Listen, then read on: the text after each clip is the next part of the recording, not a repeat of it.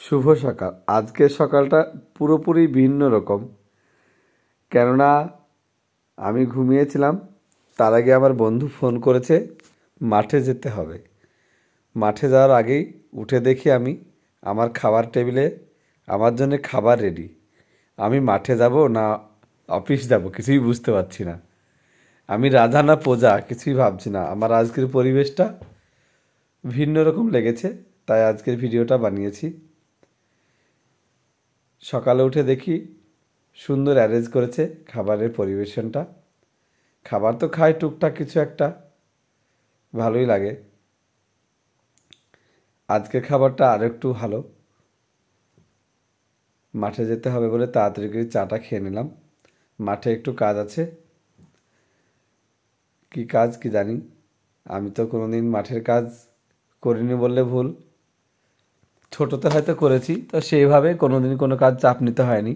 তবে চলেন যাই, আজ দেখি মাঠে কি করতে হয়। মাঠে আজকে কলাইয়ের জমিতে কলাই কাটছে। আমাকে বলেছে কাটতে হবে বলে নিয়ে এসেছে। মাঠে দেখছি আমার আগেই দুজন আমার পাড়ার ছেলে পাঠিয়ে দিয়েছে, ওরা কাটবে। ওটা আমি জানতাম না, তবে আমাকে সারপ্রাইজ দিয়েছে আমার বন্ধু।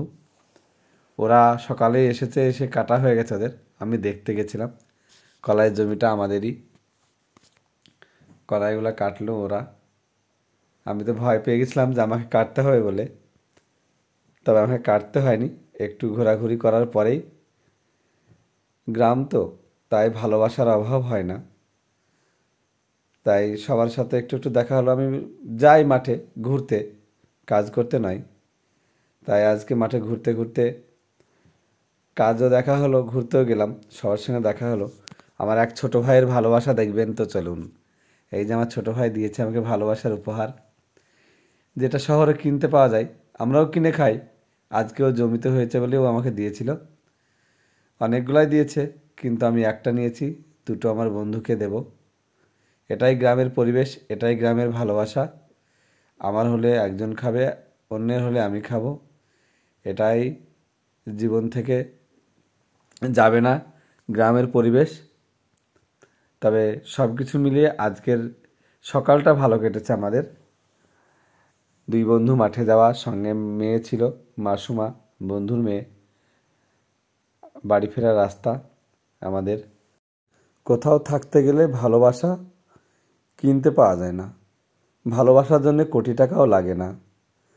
ভালোবাসার জন্যে ভালো মন দরকার। এতটুকুই আজকে। ভালো লাগলে অবশ্যই কমেন্টসে জানাবেন।